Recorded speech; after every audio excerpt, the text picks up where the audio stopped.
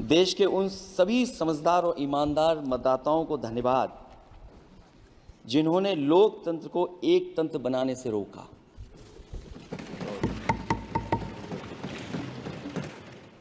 चुनाव के समय पर अध्यक्ष जी ऐसा कहा गया कि 400 पार।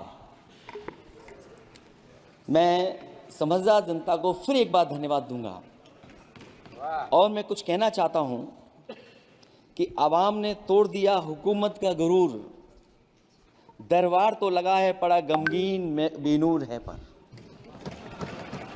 अध्यक्ष महोदय, दरबार तो लगा है पर बड़ा गमगीन बेनूर है और पहली बार ऐसा लग रहा है हारी हुई सरकार विराजमान है। जनता कह रही है चलने वाली नहीं सरकार।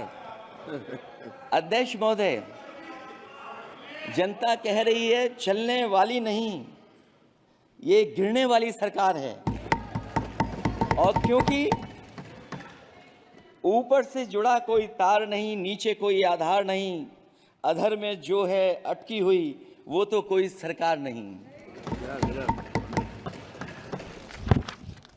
दरअसल पूरा इंडिया समझ गया है कि इंडिया ही प्रो इंडिया है। इस चुनाव में इंडिया अलायंस की नैतिक जीत हुई है। ये पीडीए इंडिया की सकारात्मक राजनीति, पॉलिटिक्स जो पॉजिटिव है, पॉजिटिव पॉलिटिक्स की जीत हुई है।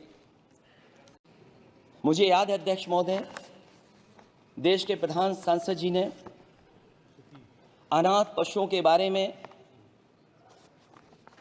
बहुत कुछ कहा था। अनाथ पशुओं की समस्या से छुटकारा दिलवाने के लिए कब वादा किया हुआ, लेकिन कई चुनाव बीत गए हैं, अभी तक गन्ने का भुगतान 2 हफ्ते का वचन जो दिया था, कहां दिया था? अब तो वचन देने वाले को भी याद नहीं है। हर बात को जुमला बना देने वाले लोगों के ऊपर से जनता का भरोसा उठ गया है। इसीलिए बहुमत की सरकार नहीं है, ये सहयोग से चलने वाली सरकार है। डबल इंजन के नाम पर उत्तर प्रदेश को टकराहट के सिवा कुछ हासिल नहीं हुआ है। उत्तर प्रदेश में प्रभुत्व की लड़ाई 2 लोगों को आपस में लड़ा रही है, लेकिन उसकी मार जनता को सता रही है। पिछले 10 सालों की उपलब्धि बस इतनी रही कि एक शिक्षा परीक्षा माफिया का जन्म हुआ। अध्यक्ष महोदय, जिस समय चुनाव में थे और उत्तर प्रदेश में वो हालात देखे हैं कि नौजवान जब भी तैयारी कर करके जाता था और परीक्षा दे करके लौटता था तो उसको पता लगता था कि पेपर लीक हो गया। और उत्तर प्रदेश में केवल एक पेपर लीक नहीं हुआ है, जितनी भी परीक्षाएं हुई हैं सब पेपर लीक हुए हैं। केवल उत्तर प्रदेश ही नहीं, मैं माननीय सांसद की तरफ से सुन रहा था, कई ऐसे प्रदेश हैं जहां पर परीक्षाएं देने तो बच्चे गए लेकिन वहां भी पेपर लीक हो गया। और अभी जब 4 जून को रिजल्ट आया, उसके बाद जो बात उठी है, देश की सबसे प्रेस्टिजियस परीक्षा, उसका भी पेपर लीक हो गया। और आखिरकार ये पेपर लीक हो क्यों रहा है? सच्चाई तो ये है कि ये सरकार पेपर लीक इसलिए करा रही है कि सरकार नौकरी नहीं देना चाहती, रोजगार नहीं देना चाहती, उन नौजवानों का भविष्य नहीं बनने देना चाहती। पिछले 10 सालों की उपलब्धि बस इतनी रही है कि एक शिक्षा परीक्षा माफिया का जन्म हुआ है, जिसने तथाकथित अमृतकाल में युवाओं के भविष्य की आशाओं को ही जहर दे दिया है। जो सरकार उम्मीद को मार दे, वह न तो वर्तमान को सुधार सकती है, न भविष्य को संभाल सकती है। सरकार आशा का प्रतीक होनी चाहिए, निराशा का नहीं। जो बात कभी अध्यक्ष महोदय कास्ट सेंसस की उठी थी, हम उस कास्ट सेंसस के पक्ष में हैं कि बिना कास्ट सेंसस के सामाजिक न्याय संभव नहीं है। सबको हक दिला पाना मुश्किल है। अध्यक्ष महोदय, राष्ट्रपति जी के अभिभाषण में अग्निवीर को लेकर के जो चिंता विपक्ष की थी और देश के नौजवानों की थी, वो चिंता वैसी की वैसी बनी है। अध्यक्ष महोदय, मैं ये कहना चाहता हूँ, मैं खुद मिलिट्री स्कूल से पढ़ा हूँ, मेरे साथ के बहुत बड़े पैमाने पे लोग फौज में हैं। मैंने समय समय पे जो मेरे साथ पढ़े जो सीनियर थे उनसे भी जानकारी हासिल की है। बड़े बड़े ऑफिसर से मैंने पूछा है, वो शायद आपको न बता पाएँ, लेकिन दबी जुबान में उन्होंने कहा है कि देश की सुरक्षा के साथ अग्निवीर जैसी व्यवस्था लागू करने से समझौता हो रहा है।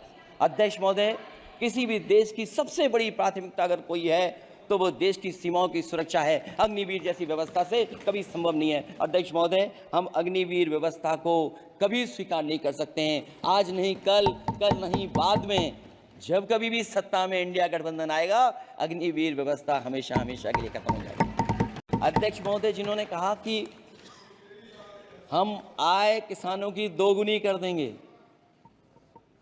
आज किसान पूरा देश का देख रहा है कि उसकी आय कहां दोगुनी हो गई। और जिस तरह महंगाई बढ़ी है, सरकार बताए कि महंगाई इस बढ़ने पे उसकी आय कितनी होनी चाहिए। और जो इंफ्रास्ट्रक्चर की बड़ी बड़ी बातें की गई थी कि एमएसपी लागू करने के लिए एग्रीकल्चर सेक्टर का इंफ्रास्ट्रक्चर तैयार होगा, लेकिन जहां तक मैंने उत्तर प्रदेश में देखा है, अगर इस सरकार में एक भी नई मंडी बनी हो तो मुझे सरकार बता दे। अध्यक्ष महोदय, जो इंफ्रास्ट्रक्चर एग्रीकल्चर सेक्टर में बनाने की बड़ी बात कही थी, अगर सरकार की तरफ से एक भी मंडी 10 साल में बनी हो तो जरूर सरकार बताए। जो सरकार मंडी नहीं बना सकती है उस पर एमएसपी का भरोसा कैसे कर सकते हैं। जिन्होंने एमएसपी का भरोसा दिलाया था, हम अध्यक्ष महोदय आपके माध्यम से यही कहेंगे कि जो राष्ट्रपति के अभिभाषण में लीगल गारंटी एमएसपी को मिलनी चाहिए थी, वो क्रॉप्स को नहीं मिली है। न केवल फसलों को मिले बल्कि हॉर्टिकल्चर क्रॉप्स को भी एमएसपी देने का फैसला हो, जिससे कि हमारा किसान खुशहाल हो सके। ओपीएस की बात अभिभाषण में नहीं आई है। ओल्ड पेंशन स्कीम लागू हो, जिससे हमारे तमाम सरकारी कर्मचारियों का भविष्य बन सके। और देश की एक बड़ी आबादी, जहाँ से मैं चुन करके आता हूँ, उत्तर प्रदेश, जहाँ बुनकर, न केवल उत्तर प्रदेश बल्कि देश के कोने कोने में बुनकर समाज के लोग बड़े पैमाने पर रह रहे हैं, लेकिन बुनकरों को जो सुविधाएं मिलनी चाहिए वो भी इस सरकार में नहीं मिल पा रही हैं। जो प्रदेश सरकारों ने कभी बुनकरों के लिए योजनाएं चलाई थीं, वो भी अध्यक्ष महोदय बंद कर दी हैं। आपके राज में न नौकरी की उम्मीद है न रोजगार, क्योंकि आपने छोटे कारोबारी तक को इतना छोटा बना दिया है कि न तो वो अपना पेट भर सकता है, न किसी को नौकरी पर रख सकता है। जो कुछ पद निकलते भी हैं तो उन पर लेटरल एंट्री के नाम से पिछले दरवाजे से कुछ खास संगी साथियों को रख लिया जाता है। आरक्षण का हक नॉट फाउंड सुटेबल के नाम पर हड़पा जा रहा है। और अध्यक्ष महोदय, आरक्षण के साथ इतनी खिलवाड़ किसी सरकार ने नहीं की होगी जितनी खिलवाड़ इस सरकार ने की है। जहां सरकारी नौकरियां नहीं दी जा रही हैं, और सरकारी नौकरियां इसलिए नहीं दी जा रही हैं क्योंकि उन्हें आरक्षण देना पड़ेगा। जिस प्रदेश से मैं आता हूं वहाँ सबसे बड़े पैमाने पे नौजवान बेरोजगार है। और पिछले 10 साल में जो पेपर उन्होंने लीक कराए हैं वो इसीलिए कराए हैं क्योंकि नौकरी ना देनी पड़े, और अगर नौकरी देनी पड़ेगी तो उन्हें आरक्षण भी देना पड़ेगा। ये जानबूझ करके सरकार नौकरी और आरक्षण के साथ खिलवाड़ कर रही है।